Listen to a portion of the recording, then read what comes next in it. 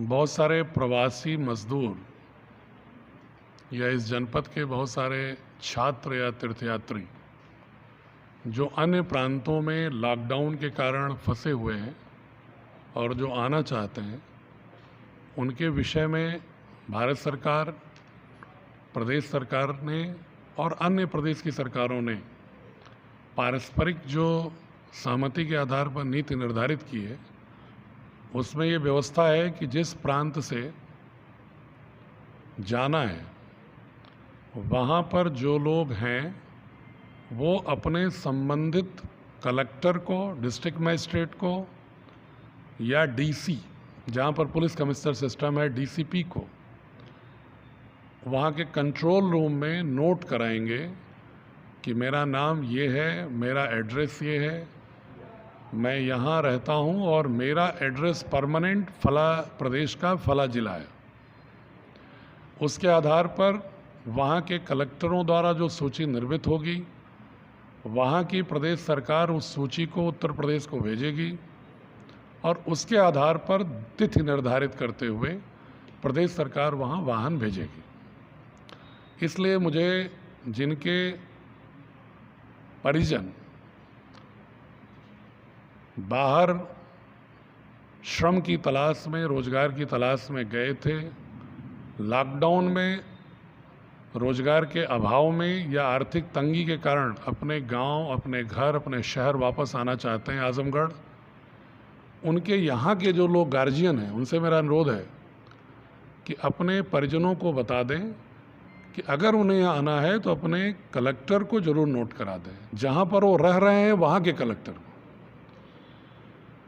जैसे अगर आजमगढ़ में कोई मध्य प्रदेश का रह रहा है, गुजरात का रह रहा है, वो जाना चाहता है तो मुझे नोट कराएगा, लेकिन अगर कोई सूरत में रहने वाला व्यक्ति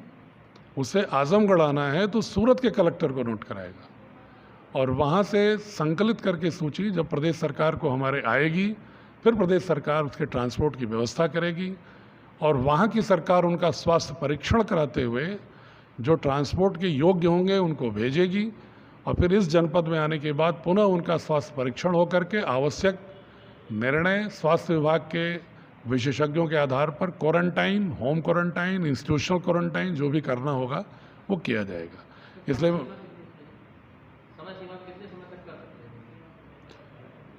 इसमें कोई समय सीमा अभी निर्धारित नहीं है,